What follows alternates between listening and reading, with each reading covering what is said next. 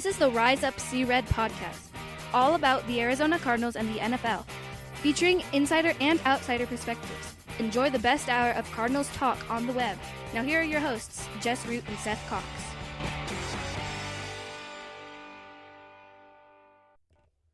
Hello, Arizona Cardinals fans, and welcome to the latest edition of the Rise Up See Red podcast, episode 278, as we are now in the NFL season. Week 1 is complete, and the Arizona Cardinals are 1-0. I'm your host, Jess Root from CardsWire.com, the USA Today NFL Wire site, covering, of course, the Arizona Cardinals. My co-host is Seth Cox from RevengeOfTheBirds.com. He runs the SB Nation site that, of course, covers the Arizona Cardinals. And Seth, we have our first week of actual NFL games. It happened. The season has begun. And it was honestly, it was kind of a weird weekend because, well, aside from the Cardinals, teams that you didn't expect to be any good at all, Redskins, Jaguars, they win. The Panthers almost win. And you get a lot. Week 1 was just weird to me. Yeah, and I mean, you and I already are forgetting it's the Washington football team now. Oh, frickin'. WFT. And yeah, I mean, it's just such a weird time, and we'll see how it kind of wraps through this, throughout the season. It's weird because in the game, you don't. I think the NFL production wise does a great job of. You're not like, oh, there's no fans there. Like it just. I mean, when you're watching it on TV, it just seems mostly normal. But overall, I think there was definitely some. I think you're seeing the lack of home field advantage, so to speak, this year. I think you're going to see bad teams, or what we expected to be bad teams, be able to compete early in the season because everybody's kind of on a level-ish playing field. Obviously, talent's going to win out in the end, but teams that are close, or maybe that are bringing in new quarterbacks or new coaches or those type of things, they're probably going to have growing pains. And then teams, that have important changes like what the 49ers had that, both on the offensive line and the defensive line, I think it kind of showed. Obviously, them not having any wide receivers helped the Cardinals, but you only play who's in front of you. And let's be honest, even in Bruce Arians' era, that was a loss a lot of the times when you went in going, oh, they're without their top two wide receivers. Well, no big deal. That's an easy win. And then you lose to the Patriots on Sunday Night Football to open up what is supposed to be a special season. So, and you lose to Landry Jones in 2015. Yeah. So it's just one of those situations. I think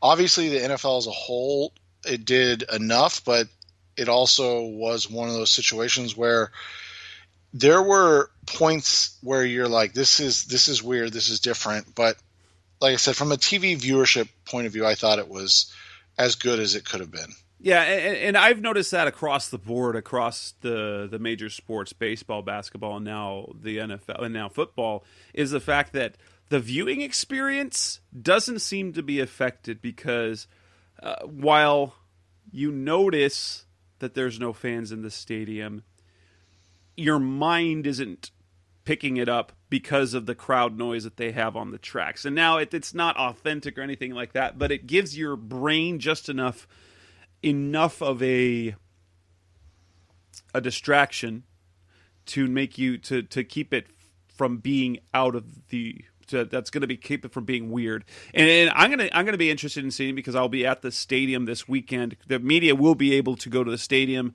There's some leaving. I'll be at the stadium this weekend for the game, and I'll see just how weird it feels, at least on the inside part. Because while they have crowd noise, it's not the same for the players. They don't come out with the same juice. But that's coming up this week. In this edition of the show, episode 278, we've got a lot to talk about because the Cardinals did win their season opener on the road against the San Francisco 49ers, 24-20. And so Seth and I are going to do in this episode, we're going to break down the good things. We're going to talk about the concerns. What surprises were there in the game? And with the win, I mean, if we're talking overreactions or the buzz the Cardinals have around the league, suddenly they have the attention of people all over, and they are potential playoff contenders. Should we see a change in our expectations? And then to wrap things up, we will talk about their matchup with this weekend against the Washington football team. The football team. The Cardinals play the football team. It's going to be so weird to see that referred to them. But anyway, let's go ahead and get started, Seth, as we talk about the win.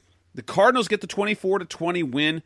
And I'll be honest, there's just a long list of things that I personally found as good things. We already knew that the Cardinals were one of the toughest opponents last season for the 49ers, but it felt like they could have won. It always felt like I always felt going into this weekend that a win was a possibility. I just never believed that it would actually happen, and there were a lot to like about what we saw from the Cardinals on Sunday, wasn't there? Yeah, and that was the big thing is I think what we wanted to see improved was improved, and then the things that we're expecting to be good or great was good enough in game one. And that's kind of, I think, to me, the key to this whole season is understanding that teams like Baltimore and Kansas City, Green Bay, New Orleans, they're going to be further along than the Arizona Cardinals, just from a standpoint where you're talking about, years in system, years in the whole, with the quarterbacks, with the coaches, all of that. And so for the Cardinals to come out and get a win where their offense played below expectations, they were still good, but I would say below expectations, was way more impressive than anything else. And that's what I take it from it, because it means that they won in different ways. I mean, we can talk about, the Ezekiel Turner kind of momentum changing pump block. We can talk about the defense getting stops, on 4th and goal and those situations. That didn't happen last year. If the offense wasn't perfect, the team didn't have a chance to win. And this year, I mean, obviously it's just game one, but there's already a change. And I think that's what was so important.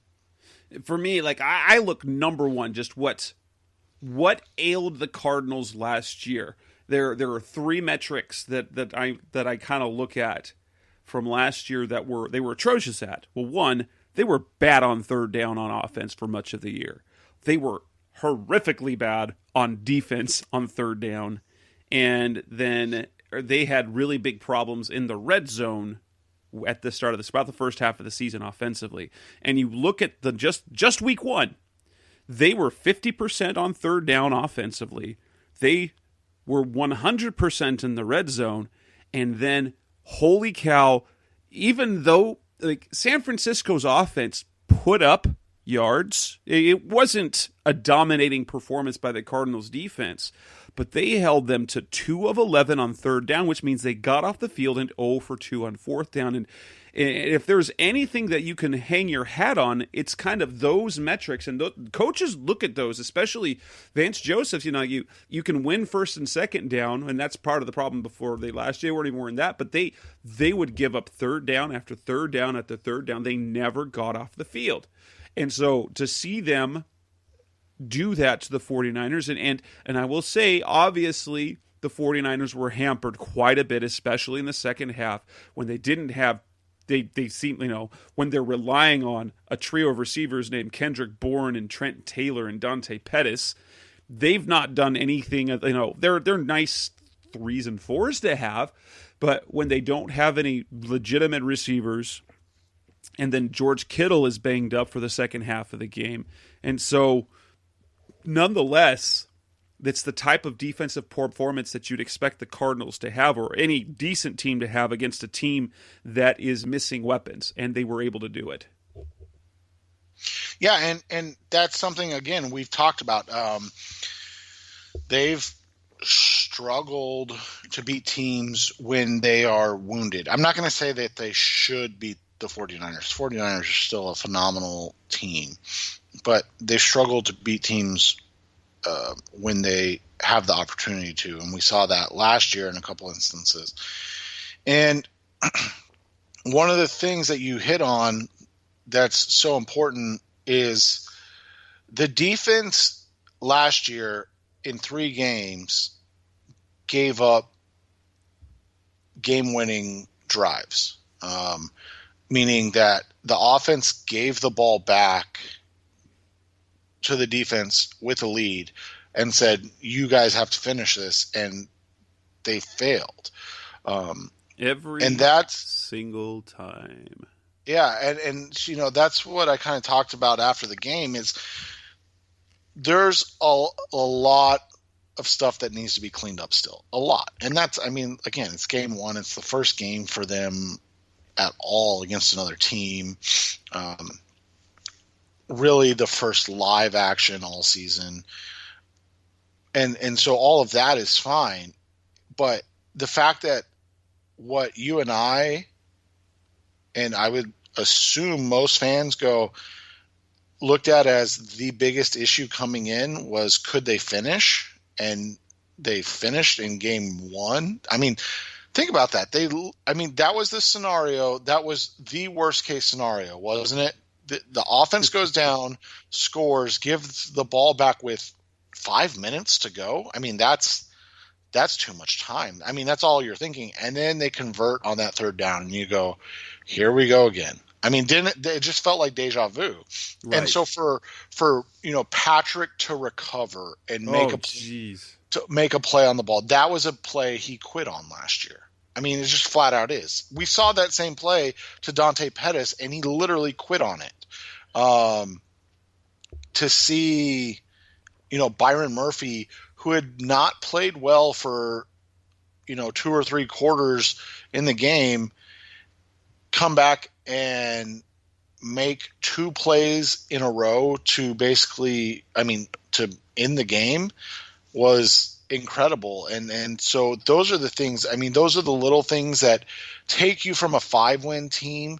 And it's definitely overreaction Monday, or Tuesday. So I want people to understand that Jess and I are not saying, oh, this is a playoff team. This is an NFC, contender now. No, that's not what we're saying. But what we are saying is now they are legitimately, you can talk about being or having a chance to compete in the NFC West, because you've already got 1 win under your belt. You've already got a win matching your total from last season, beating your total from, or I guess they beat the 49ers twice, but matching your total from last season.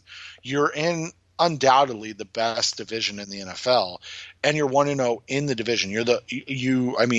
Obviously they are in first place. Right. They're in first place because they're 1-0 and they have a division win. So that puts them first place, Cardinals.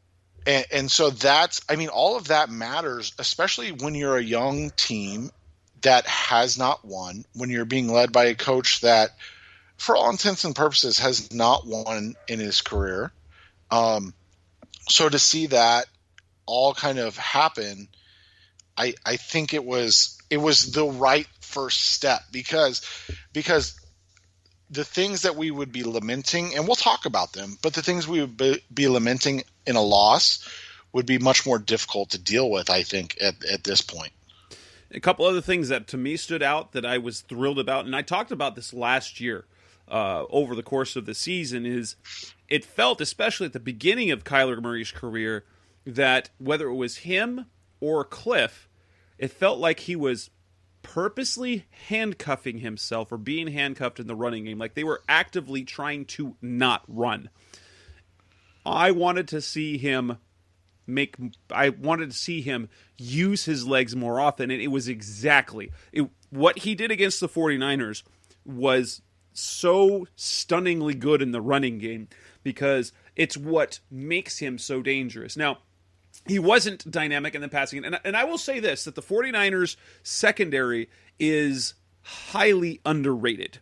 They've got Richard Sherman, but their defensive backfield, for what they do, especially when they build up front, they do have they have defensive backs that fit their system quite well, and they were, as we saw last year, they were so good against the pass overall. And so the fact that he didn't put up eye-popping passing numbers, but I was so happy to see him when he didn't see his reads wide away, or a running lane opened up, he didn't hesitate. He went and he used his speed. He used his legs, and that's the kind of thing I think I want. I think he has the potential. I'm not saying Lamar Jackson type numbers, but he should be the type of runner that he is. He should have more than the 544 rushing yards that he had last year. He could threaten, like, if everything offensive, like, okay, we're going overreaction Tuesday here, but 4,000 yards passing and 1,000 yards rushing, I could see a world where that's possible with Kyler Murray. Yeah, and that's the thing. I mean, when you're averaging 7 yards a carry, and that includes kneel downs. I mean, when you're averaging 7 yards a carry, that's really important to your team, because basically what it means is if you're running the ball, you're getting yourself in first downs or, third and manageable situations likely. And so that is a key thing. And that's what Lamar does so well, better than anybody else, maybe in NFL history at the quarterback position, I would venture to guess, is that he picks his spots. What Kyler Murray is developing, and again, it's super early, so I don't want to overstate this, but the thing that Kyler does better than maybe anyone is he understands how to protect himself. He understands how to get down and make sure that he's not going to take a hit. And it's fun to watch. I know it's frustrating sometimes for fans and definitely for the opponent, but he just does such a good job of pressing and then taking that slide. And he drew 2 15-yard penalties because he varies how he slides, when he slides. It's really impressive to see him, the nuance of that part of his game and how it's growing already. So that was one thing. You talked a little bit about the passing game. It was definitely sloppy. I mean, I think you and I have talked about this quite a bit, and we've talked about the need at wide receiver. Obviously, the addition of DeAndre Hopkins was really the difference in the game itself, because you've got what – I don't want to say this is what you can expect from Larry Fitzgerald now, because I think that sells him short of what he does. But you got probably close to what you're going to get out of Larry in most games, where you're talking, only 34 yards. He might get a couple more yards, but he's really at this point kind of a fullback, H-back tight end position. He's not a guy that's going to stretch the field, especially like Jess said, against a really solid secondary. That the thing that the 49ers do better than any other team is tackle. They tackle so well. And so, I thought that made a huge difference, obviously having DeAndre, forcing him the ball, and then him, it goes to show kind of what we talked about with that alpha receiver and why it was so important for this team to get one, because I mean, he was an alpha on Sunday. He was the guy that created opportunities for the offense, and that was, a huge break for this team, and the reason that they were able to win the game. Yeah, I don't think you can be anything other than giddy when you see just how incredibly productive Hopkins was, because, well, one, it took away any of the possibility, the chemistry between Murray and Hopkins. I never really worried about that, and after that performance, you have to go, yeah, no, that's not going to be a problem at all, because big-time players find big-time players. Hopkins is, he is almost giddy about being in this offense, and I think he was so excited about this being on the Cardinals and in this system because he would have so many opportunities. And you look at it from an outside and you say, there's a lot of, he hardly had to do, let's be honest, the route tree that he ran, he hardly had to do anything. It was a lot of easy passes that he caught. And so his job is a lot easier, but the way he dominated, and he's not going to do that every game. And what thrills me about this, because Cliff's really good about this, about game planning, is that sort of just eye-popping performance, career high in his first game with the Cardinals, means that, guess what other teams are going to... They already were game planning for Hopkins, but now they're going to try and do things to minimize him. That's only going to make opportunities for other players like Fitz, like Dan Arnold, like Christian Kirk and his one catch for 0 yards. That was a little concerning, but I there were just too many good things about, and it was far from a perfect game. I mean, I do have concerns, but the positives were so overwhelmingly positive, especially with the fact that the defense. And here's the stat: the Cardinals broke up 4 passes the entire game. Now, part of that is because they had threw a lot of passes to the running backs, and so they weren't to play to make plays. But they broke up 3 of those passes in the final drive, in the final 2 plays. I am just, you guys, you already know I am uber positive when it comes to things. I am just so stoked about what this team it can be, and how they did against, which was their, honestly, it's the tone setter game of the season, because they have a kind of, we're going to talk about expectations, but early in the season you wanted to see, hopefully they didn't get their pants beat off, or they were completely out physical, but then because you worry about the games coming up on the schedule, and with that win you're like, this team could beat anyone. Well, and I think you definitely got worried at the beginning of the game. Yes. I mean, you talk about they were unable to sustain a drive. They punt. Isaiah Simmons has 3 plays. Isaiah Simmons looks like he has never played against any NFL competition in his life. And you're down 7-0, and then you can't sustain the drive again, and it's like, oh no. Like, you felt like it was about to get blown open, and down 14-0, that was going to be an issue, and then all of a sudden you just started creeping back in, and that's what this team needs to do. Is they've got the talent, like you said, to hang with people. They've got to find a way to win, and I think that's the biggest thing you take away from this game, is that you start to develop a winning culture and a winning identity. And I know those are kind of cliche things, but it's something that this team has never had. I mean, except for 2 years in Ken Wesson era and 3 years in Bruce Arians era. I mean, you literally, that's it. I mean, you've got a one over 500 season outside of those 5 in Arizona history. And so this isn't a franchise that's won. It's not a franchise that has sustained success. And so sometimes that is just, it's as simple as you go, that's what they need. They need to find a way to win despite the mistakes early, despite the concerning play from a guy like Christian Kirk.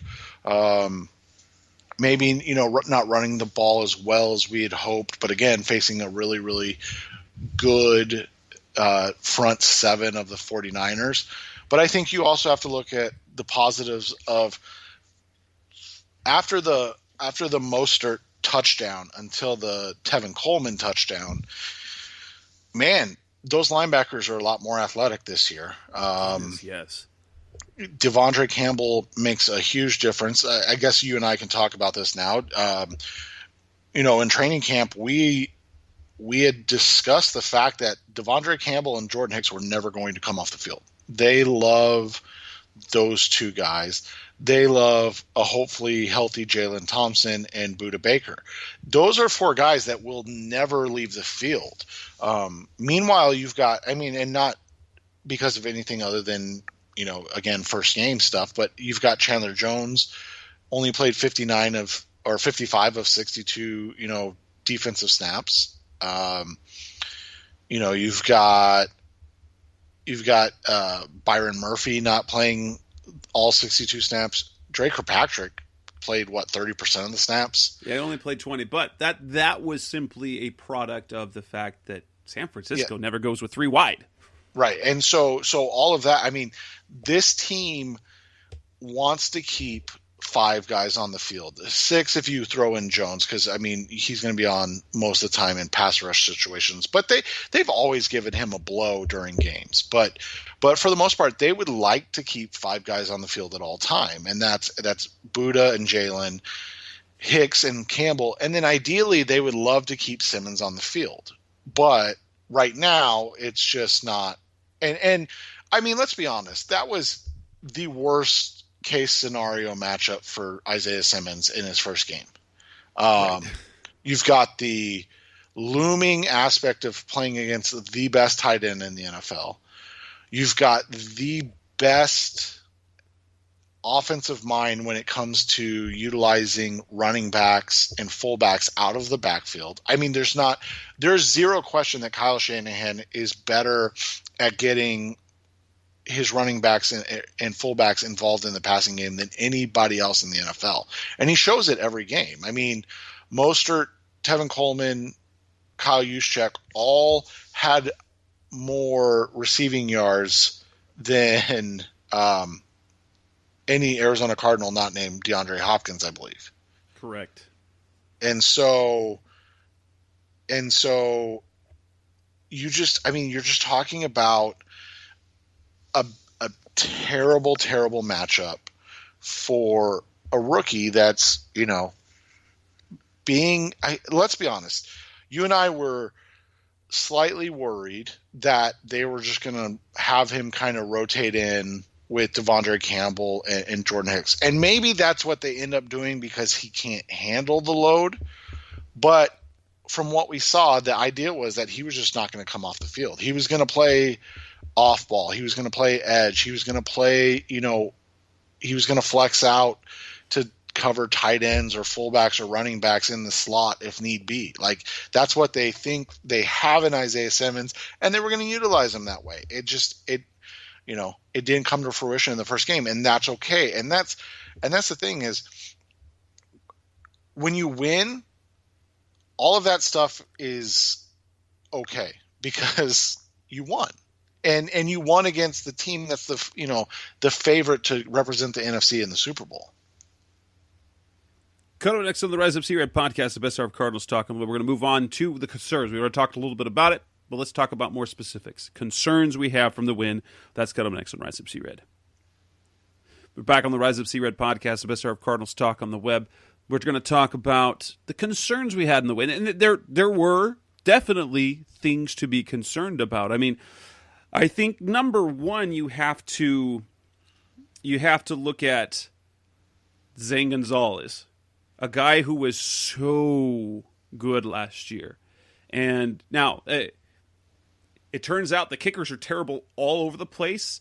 I think the lack of a preseason might have affected kickers more than anything else, or not having fans in the stadium for whatnot. He misses 2 field goals. And I mean, he does hit that 56-yarder at the end of the half, which is fantastic. But with that first game, and this is overreaction Tuesday or overreaction Monday, if everyone talks about that. It's the overreaction of game 1. It feels like oh, please don't let him turn into Chandler Catanzaro, because Catanzaro's first year he was money, and in 2016 he became a head case. His consistency was off, and you just couldn't count on him. And Zane was so good last year. I don't want that happen to him this year. And then they go out and bring in an old kicker to work out, and you're wondering, wait, are they worried? Yeah, and the whole thing was with Zane. He was bad in Cleveland, and we always gave him the benefit of the doubt of the injury. Oh, he hit an injury. That's why he struggles. Surface issues and changed snappers and holders on him. So those are things that matter, but ultimately, right. Yeah. And so you write off the struggles as that, and then he comes back and has a Pro Bowl caliber season, and you look at it and you go, okay, this is the guy for the future. Because I mean, you're talking about a young kicker, and you look at the teams that are consistently good, and you've got who? Steven Gostkowski, obviously Adam Vinatieri. You've got guys that stick around forever, and so you don't want to put that type of pressure on him. But that always creeps into your mind. Okay, they've got the kicker position handled for the next 5 years, 6 years. It's perfect. And then he comes out and he struggles in game 1, and you go, okay, maybe they don't have the kicker position figured out for the next 5 and I think you give him the benefit of the doubt. I really do. I think that you look at it and you say, okay, this is what he did in the game. He had his struggles, but overall he was, he's earned the right to show it again. And so I think from that perspective, you have to be patient and give him the benefit of the doubt and kind of see where it goes from there. For me, another thing that was a little bit of a concern was, well, obviously, I think the other thing that's a concern for me is you look at the injury situation. Luckily, the Cardinals, I believe, have really good depth at center. So Mason Cole going out, you didn't notice a downgrade to Lamont Gilliard, and he's a guy that we felt could be a really nice pick when he selected out of the 5th round. He is super competitive, he's super physical, and he's got a nasty streak to him. I mean, I didn't notice any mistakes from him during the game. But then Jalen Thompson's injury, I'm worried, especially since they're going to count on him, how that affects things because of his. And here's the thing. This is where things change. The one thing that they love about Jalen Thompson is his tackling ability. If Jalen Thompson doesn't get hurt, I don't think Raheem Mostert goes for that 76-yard play. I think Jalen turns that into a 15-yard gain. And without him, it changes the dynamic. Now, we'll have to see about Deontay Thompson. He had a good camp. They're high on him. He's super physical as well. But what Jalen was for the Cardinals was very steady and consistent. I'm a little bit worried about that moving forward because, now you're testing the depth. You didn't feel that they had a lot of depth at safety. You have some players back there who can play, but I don't think it's going to be the level of consistency. No, and I would agree with that. And, I'm interested in what they have in Deontay Thompson. We wanted to, discuss that just a little bit, that he was inactive. And so this isn't they don't like, or that they didn't like him type of thing. This is more for this game. they didn't have him active. So Chris Banjo was your flex safety that came in and would play, either of the positions, whether it was free or strong, to, God forbid if one of the guys went out. And so I think, we need to understand this wasn't a reflection on Deontay, the safety, as much as it is that Deontay doesn't play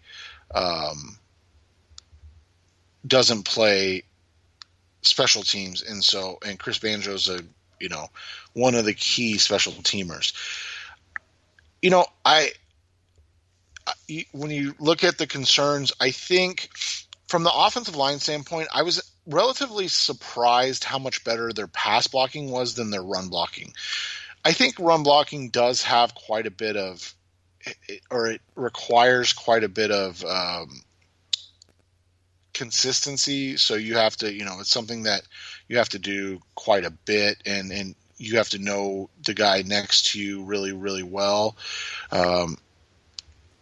But it was really just Kelvin Beachum that's, new. So you felt like that they would be a little create more lanes for Kenyon Drake. Again, you have to factor in the Kyler rushing, but I think there was only 2 or 3 designed runs for Kyler. Not a lot, but some of them were scrambles.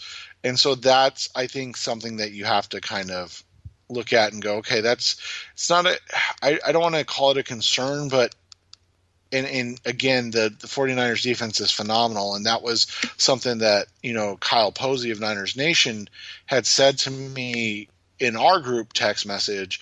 I just kind of asked him, what's the feeling with DeForest Buckner gone?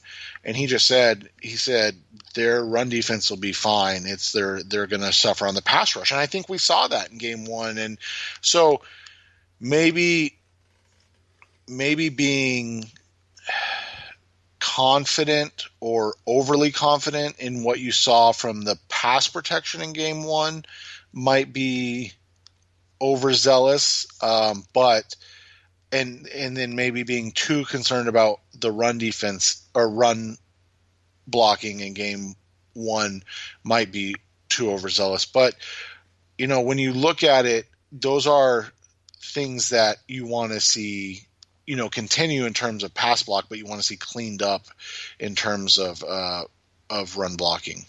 Two other things of concern for me. Well, one, it would be the complete lack of production from Christian Kirk. They tried to get him. They tried to give him a couple of opportunities down the field. On one, they got away with a play where he probably should have been flagged. Kyler just couldn't connect with him. But it was just the DeAndre Hopkins show. And then aside from Kirk, you look at, for me, you want to see better rhythm offensively earlier. And Cliff likes to take the blame on himself, and maybe he's the one who you should take the blame for, because as good as they were at running the ball last year, he really went out of his way to try to use the passing game early on. It was like he got into the same bad habits that he was in last year, and then things started falling into place. And then if they'd gotten down another score, I think it would have been frantic again. But he got the running game going. I wasn't too concerned about the running game. If you look at this, the running back plays, I mean, you got 60 yards from Ken, you got 26 from Chase, and so you got 86 yards. It's not great, but against a stout defensive front, and a team that knew well, and plus Kenya didn't have as many reps in the preseason, and a 49ers team that knew what Drake could do. That was a factor as well. And so I don't like the fact that it seems that too often the Cardinals, especially offensively, come out jittery or flat.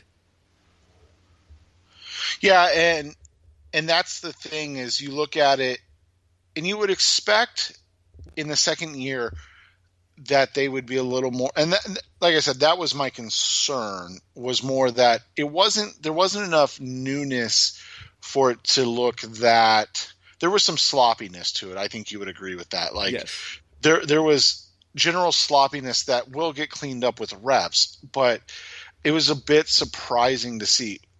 I do think watching Kansas City on Thursday night, and I watched Baltimore and Green Bay in the morning, is probably not the best thing to do, because you're talking about, offenses that have MVPs. Green Bay's got a soon-to-be Hall of Fame quarterback whenever he decides to hang it up.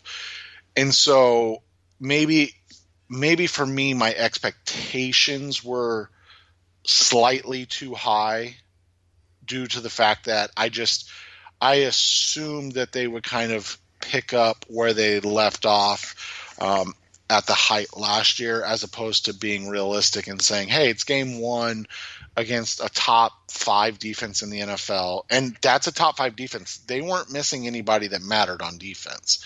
So they had their defense, and you came out and you were able to establish, a good enough running game, a good enough passing game, move the ball enough, score 24 points, and come away with a road victory in week 1.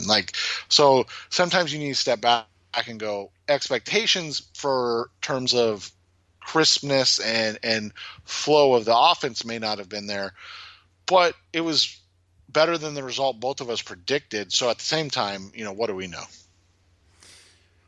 Coming at us with the Rise Up Sea Red podcast, the best hour of Cardinals talk on the web. Let's talk about a few of the surprises that we had. That's coming next on Rise Up Sea Red.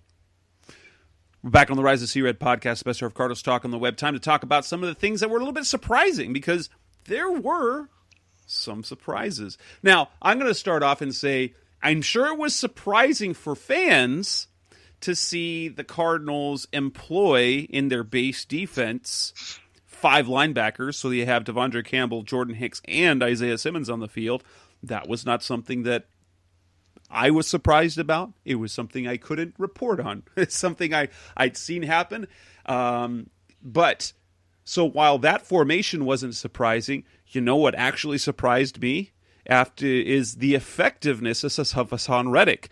And the talk how he has kind of really gotten comfortable in his new role at outside linebacker. The truth is, he's kind of Isaiah Simmons before Isaiah Simmons, and he just came too early to take advantage of it, because what Hassan was playing a lot of was a hybrid position, kind of like what we have for Simmons, which is it's kind of an inside backer, but it's not really an edge player. But it's kind of doing both things. They used Hassan last year as in their speed package, in their NASCAR package, as a third pass rusher. And Hassan did a little bit of everything. He wasn't great, but you saw this. So if only Vance Joseph had put him in a role like this before, maybe he wouldn't be a bust today. And conversations that we've had is that was impossible for the Cardinals to do before this year, because they had Jordan Hicks and then nobody else. When you've got Hicks and Campbell, that gives you that flexibility. But so while Hassan Reddick was surprisingly effective in his 30 snaps that he played. Yeah, I thought Reddick's role and ability was important. I think ideally those snaps remain with Isaiah Simmons, wouldn't you? But correct. And so you're talking probably 48 snaps for Isaiah, because he had 18 and then Hassan played 30. But I thought the usage of the defensive tackles was interesting. Not. I mean, you and I had talked and spoken about the 2-5 front. But more about, I didn't expect to see so much Corey and so little Jordan.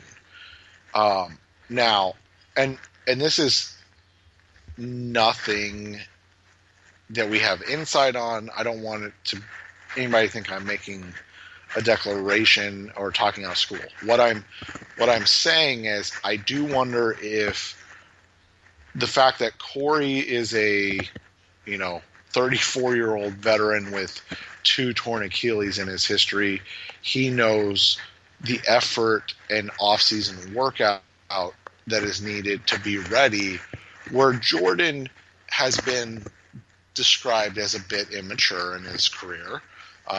He just got his first big payday and is coming to a new team in a new city and was under quarantine. If he maybe wasn't physically in the best shape yet. And that's possible. I think that's actually more of a product of the offense that the 49ers run. They play a lot more rundown things, and I think Corey Peters is still their best run defender, and so he played a lot. And comparatively, the 44 snaps he played is right about where you want Corey Peters playing. But because they weren't in as many pass rushing situations, I think that's how they're going to employ Phillips more. I think that's what they paid him to do, as opposed to that was kind of the role that he had when he was in Miami and for much of the time in Buffalo. And I think it was kind of the same case as Drake Kirkpatrick. He was like, he only played 20 snaps. Well, that's because the 49ers stayed, and the 49ers do often stay in base, which is 2 running backs, 1 tight end, most of the game. Yeah, and I mean, I thought the emergence of Angelo Blackson was a nice surprise. We didn't talk about him in the positive section. Probably should have mentioned him. That's an old school time signing, wouldn't you say? Like, right. He's a guy that comes in, has 37 snaps, or sorry, 23 snaps, only plays 37% of the snaps. Has a tackle for loss and a sack in a game. Like that's a nice way to get going on, out of the gate there. Right, and a guy who he has more sacks now than he did all last season. He started 15 games for the Texans last year, but when you picked him up, you thought, yeah, he's back of the roster depth, and then he comes in and plays a lot, has a sack, and I did not expect that at all. I didn't expect him to play as much as he did, and it just shows just that in terms of the scouting, it really reminds me, I'll be honest, the impact Jonathan Bullard had last year when he was largely somewhat disappointing in his stint with the Chicago Bears after being drafted in the 3rd round. And he came in and performed better than was basically or more productive in 9 games than he'd have been in any season previous. And I think we're seeing kind of the same thing with Blackson. I think he will be a really nice addition. Well, and that's I've talked about this quite a bit on this podcast and on my podcast with Justin, and it's something I very much believe in, and that's there are players that just have so many bullets in their gun, so to speak, and the Cardinals seem to have a lot of those guys on the defensive line, and that's not a negative thing. That's a positive thing. They have a bunch of guys that are probably limited in terms of how much you want to rep them out. You talked about Corey Peters. He played 44 snaps. That's probably the high end of where he'll be, and they only played 62 snaps in the game. So that was only 70% of the snaps. They probably want him at 44, and that to be around 60 to 65%. But Jordan Phillips, like you said, he's more the pass rusher. Zach Allen had a sack, 31 snaps, pass rusher. Blackson, Rashard Lawrence, Lecky Fotu, those are the guys that are going to come in and give Peters his blows when he needs a little break. And I think that rotation, having Phillips and Allen, and then Peters and those other guys, is the way that they want to deploy. And like you said, in this game, it was probably going to be more Angelo Blackson than Jordan Phillips in certain situations, because Blackson, that's his strength. He's kind of a older Rashard Lawrence, if you will, in terms of what he does best. The final surprise for me was came actually before the game, and that was when the actives came out, and it was Chris Streveler who was active over Brett Hundley. And I've been really, I don't know what to think about his role in the team. However, things got a little more clear when they brought him in for a QB sneak, picked up the first down.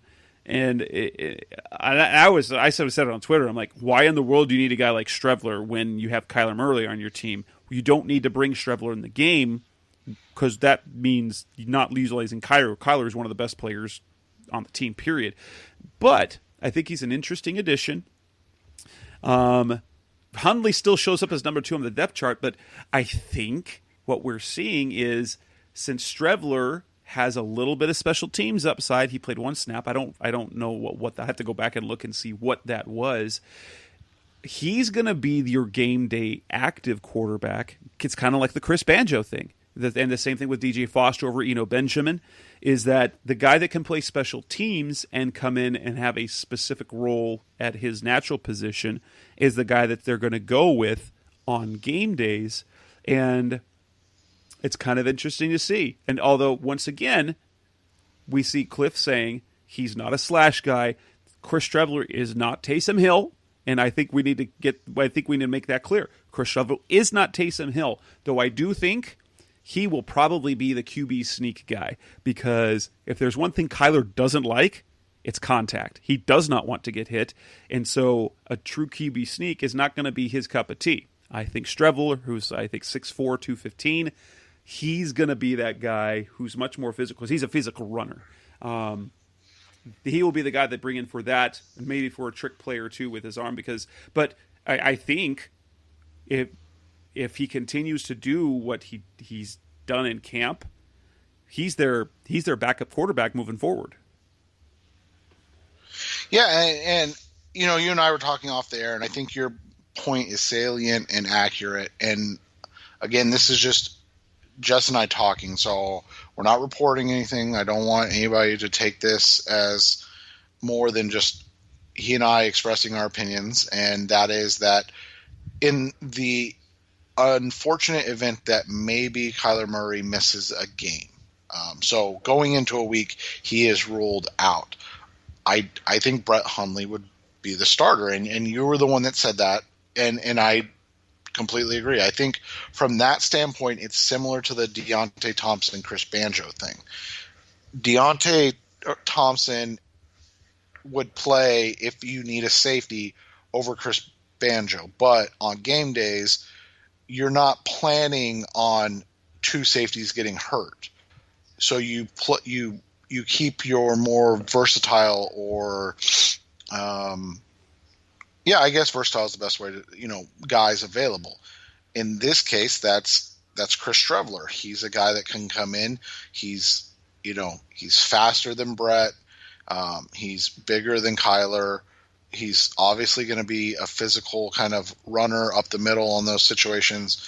And he's a guy that you can have, Chris and Kyler can be on the field together. They were on the field for that play together. Kyler was flexed out. And so it's just, that's what happens.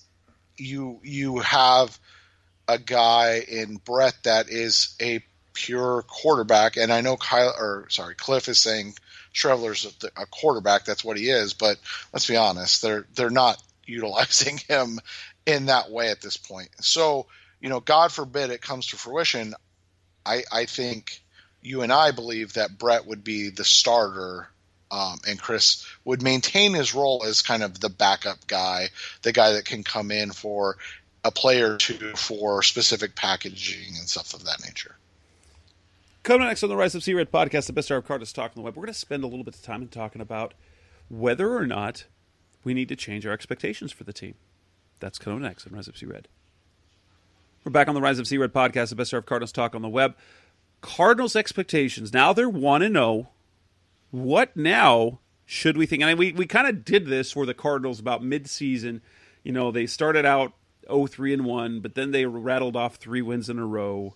Then they started losing again. And then ultimately they won kind of the amount of the games with 5 wins that we hoped they would be at. It wasn't quite as many, but the 5 was kind of the mark we were hoping for. But now, this was a game that we felt was probably a loss. It was one that we both penciled in as a loss when we did predictions. So now they're ahead of their pace. And the way that they did it, the fact that they picked out a win, and they did so even with mistakes. So let's put it quite frankly, they had a 4-point win in a game where they made some glaring mistakes.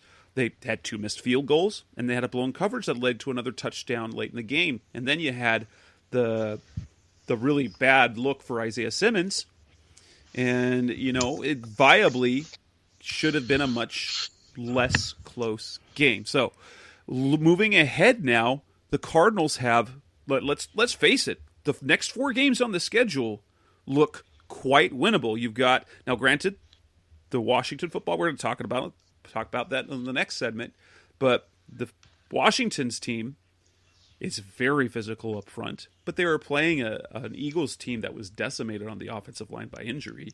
And so, but Washington didn't look good coming into the season. We felt that that's a game the Cardinals should win.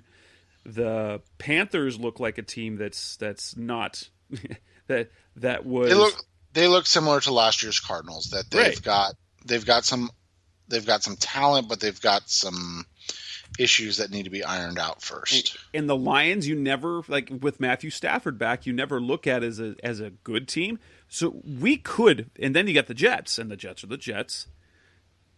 We could, it does not seem too crazy that with a win like this, that the Cardinals should be or could be 5-0 heading into their Monday night game against Dallas. And that's crazy, but and it's almost that win almost raises that level of expectation. So they win this week, and you're like, okay, so they've got a good win against a good team. They've beaten a team they should beat. 4 or 5 wins in the first 5 games kind of feels like not expecting too much right now.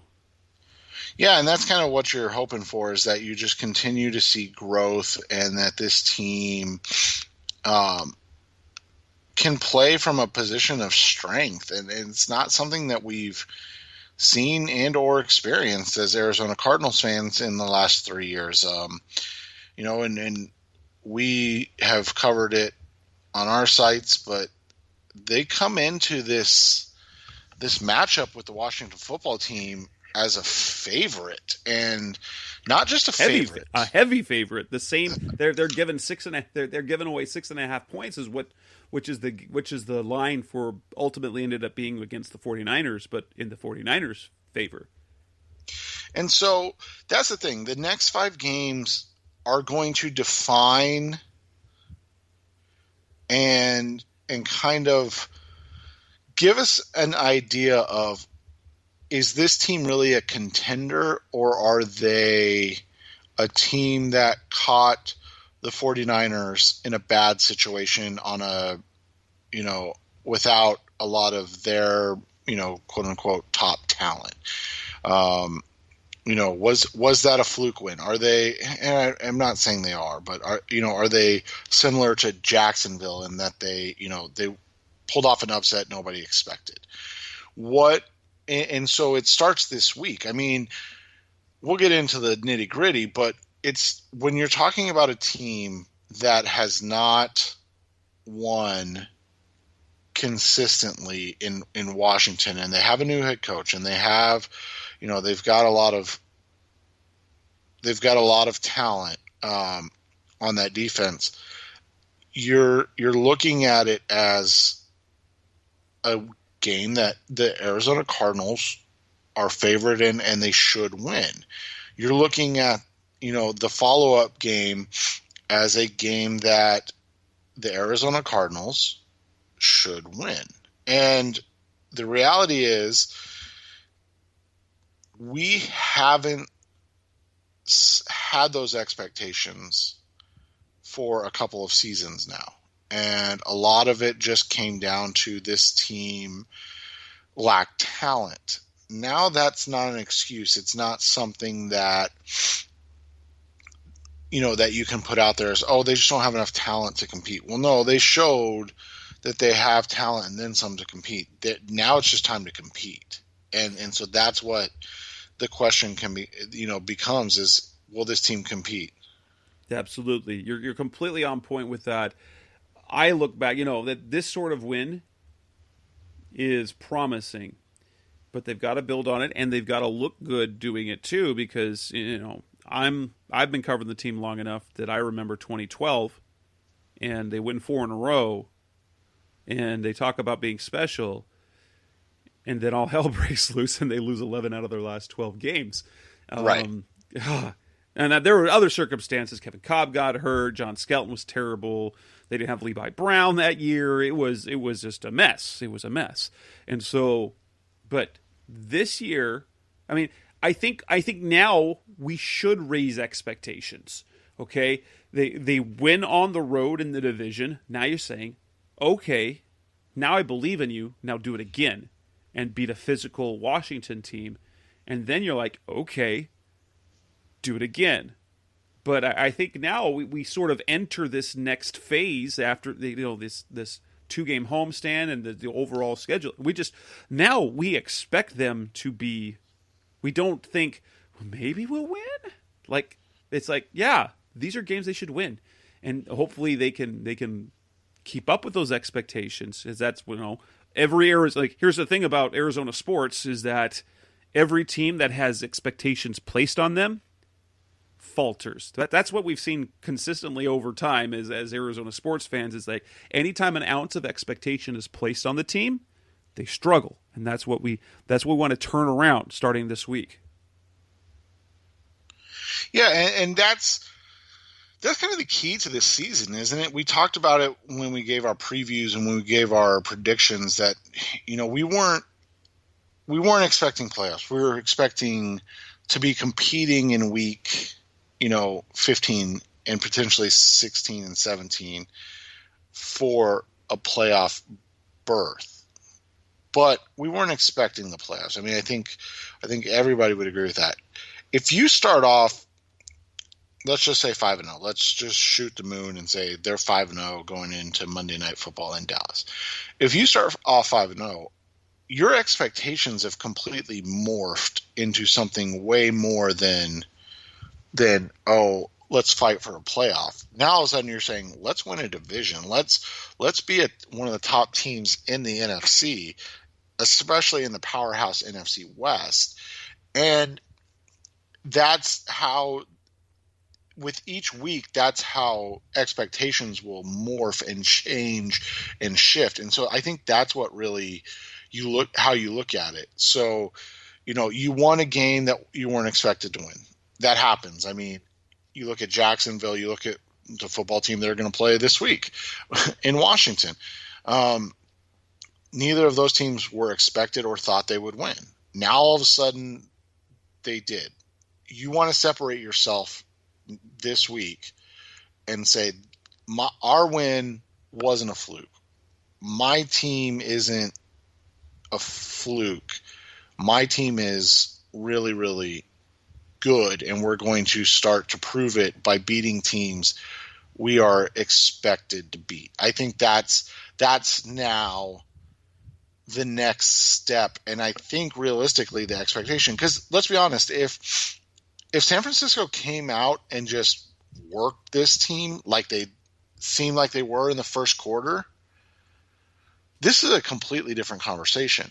Right. We're talking about a team, we want to see if they can rebound. Washington's coming off a huge division win. Was that a fluke, or are they for real? And is Arizona, destined to start 0-2 again? Those are the conversations we're having.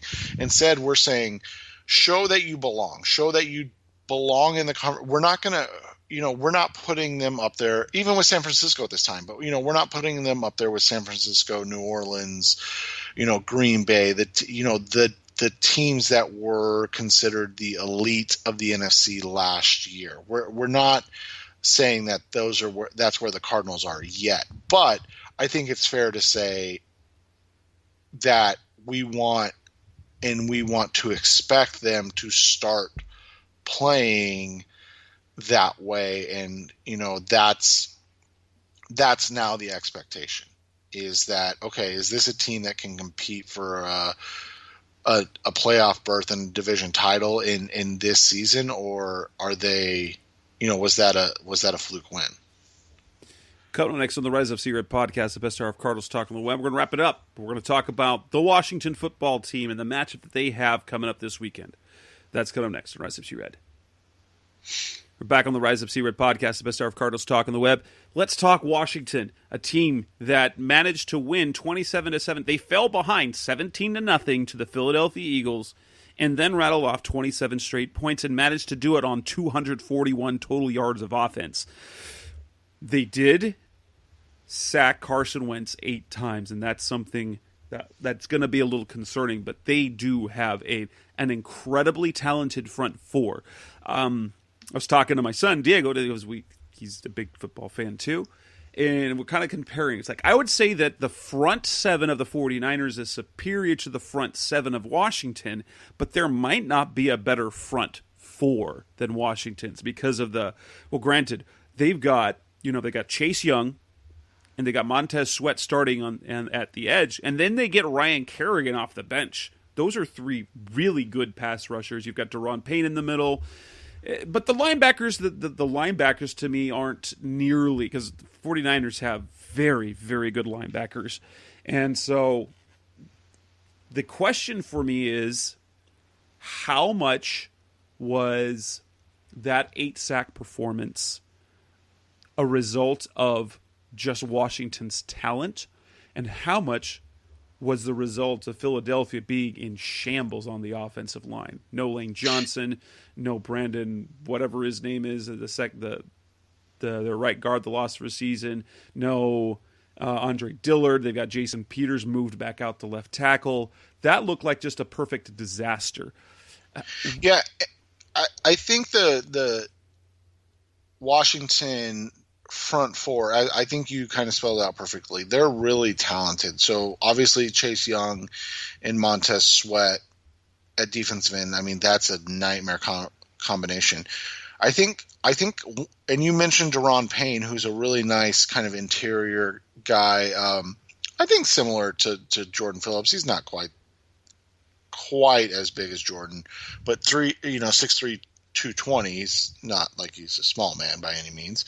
But the guy that you kind of left out, and a guy that has really produced well in his career and has become kind of a really nice player in this league, is Matt Ioannidis. And he's another kind of interior guy, 6'3", 210. He had 1.5 sacks. The last so after his rookie year in 2016, the last 4 seasons, so including this one, he had 4.5 in the second year, 7.5, and then he had 8.5 sacks, and he's already got 1.5 this year. Like, from an interior guy that's 6'3" and 310, those are massive numbers. The other thing that they did, and that Carson Wentz is prone to do, and let's be fair, so is Kyler in his young career, is turn the ball over. They forced 3 turnovers in the game. They didn't turn the ball over once. So when you look at those things, their offense is, I think, paltry is a fair way to put it. They don't strike fear into you. Terry McLaurin is a phenomenal wide receiver. It's nice to say that he'd be a number 2 on the Cardinals because they have DeAndre Hopkins. But, I mean, he'd be their number 2 receiver with a bullet on the Cardinals right now. He's a fantastic young player. Their running game is kind of hit and miss. Peyton Barber was awful. But he scored 2 touchdowns, so you fantasy people probably loved his performance. But 17 carries, only 29 yards, less than 2 yards a carry. But he had 2 touchdowns. Antonio Gibson's a really interesting guy, and this is the guy that I worry about in the game more than anybody else. Because Terry McLaurin's going to get his. The rest of their wide receivers are just, I mean, Steven Sims, I honestly don't know who that is, if I'm being completely honest with you. He had nice numbers, three catches, 50 yards. former Arizona Cardinal great Logan Thomas is their tight end. Dontrell Inman, he's a big, tall guy. That's what I would say about him. But Antonio Gibson, the rookie, you and I highlighted him in our draft previews. We loved Antonio Gibson's fit in this offense. We loved his hybrid-like ability to be a David Johnson type playmaker.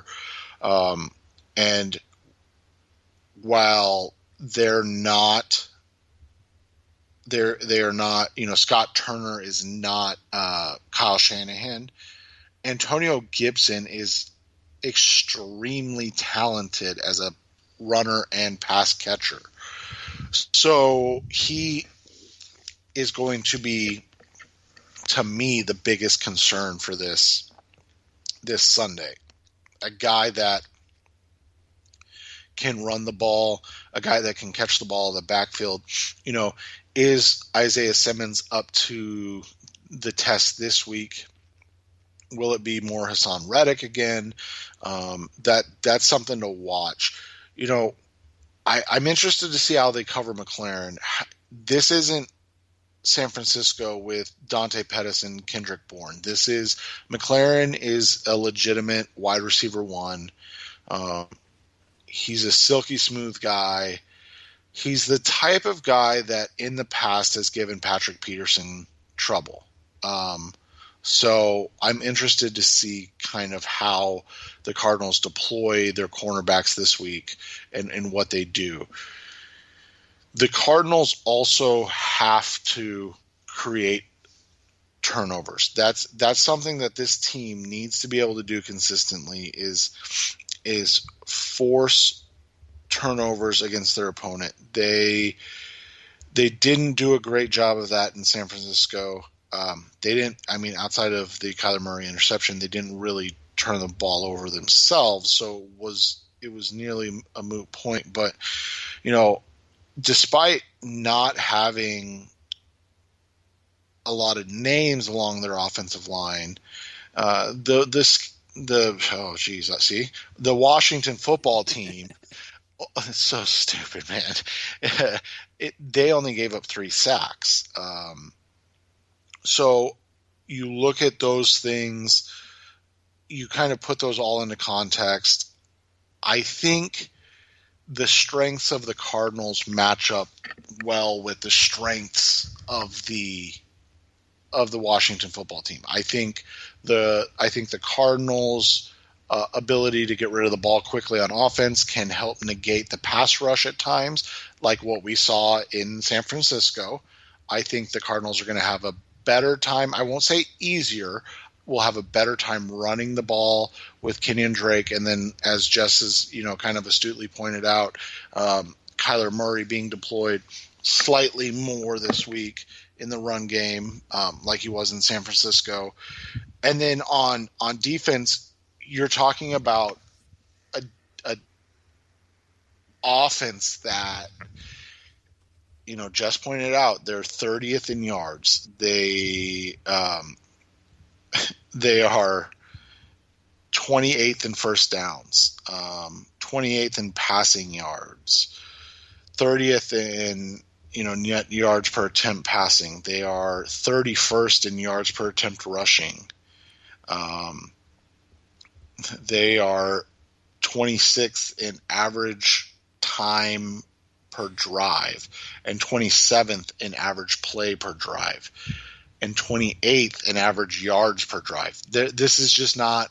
It looked like a 28. Like the numbers wise, it looked like a 2018 Cardinals game that had a good defense.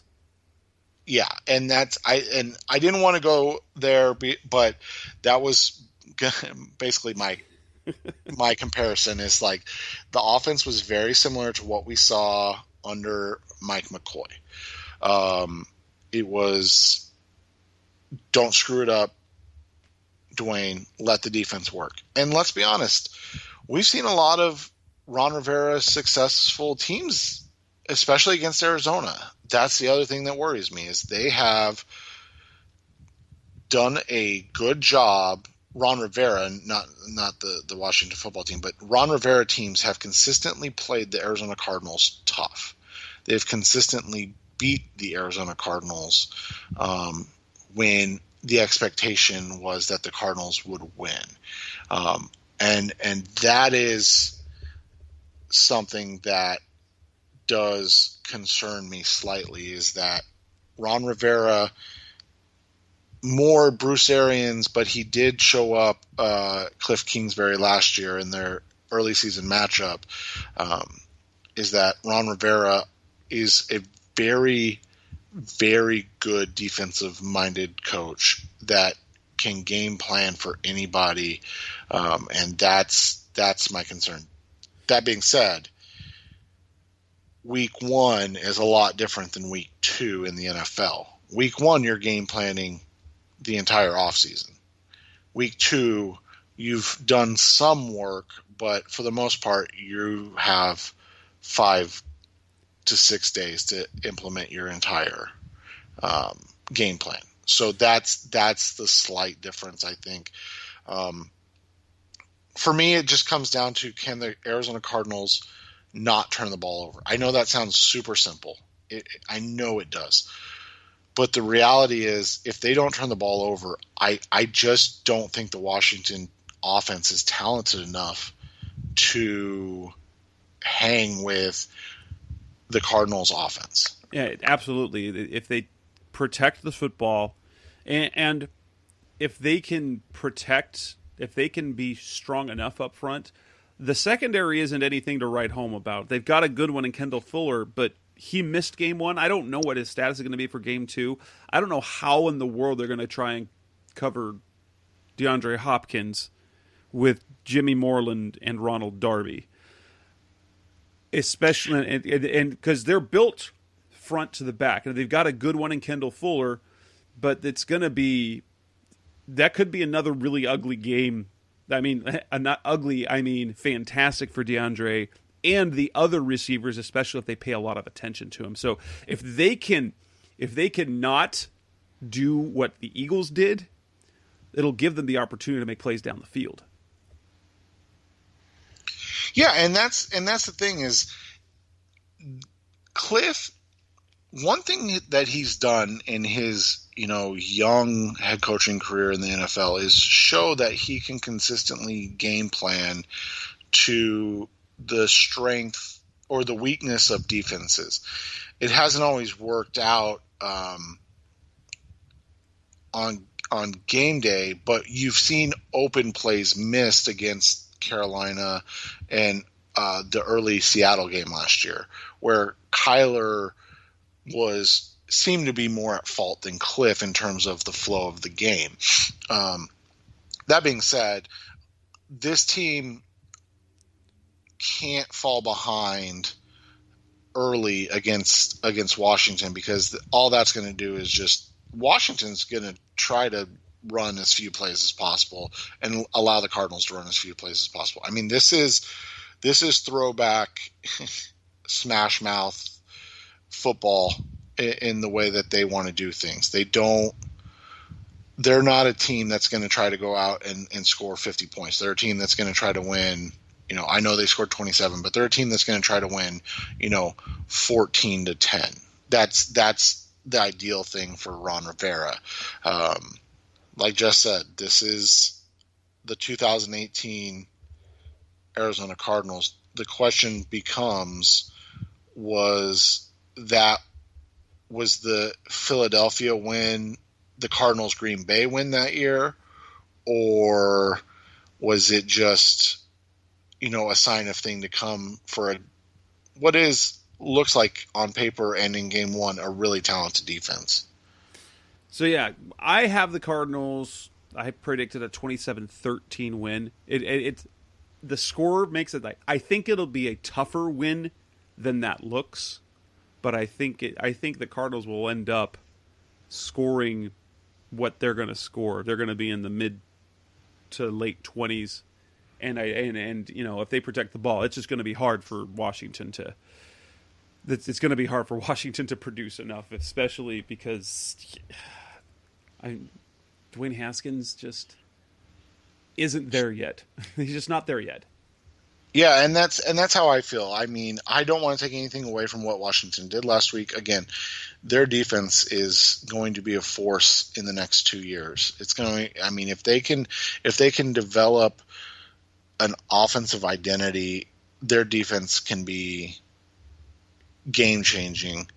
I just think that in this situation, coming off that win, I don't expect a letdown. In fact, I expect this team to come out and really kind of show their mettle, and that this wasn't a 1 week fluke, and they're going to come out and they're going to put a good one on the board. I'm going to go this week 31, Washington football team 14. Ooh, good stuff. And with that, we will end this edition of the Rise Up Sea Red podcast, the best hour of Cardinals talk on the web.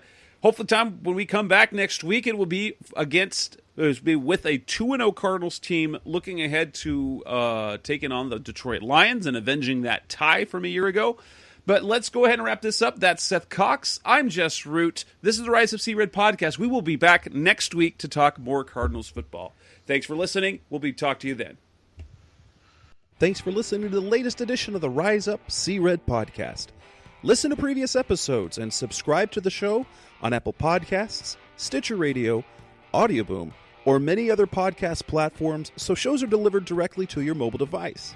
Please give the show a 5-star rating and always support the sponsors who support the show. We'll be back soon for the best hour of Cardinals talk on the web. Rise up, Red Sea, be Red Sea Red, and of course, Rise Up Sea Red.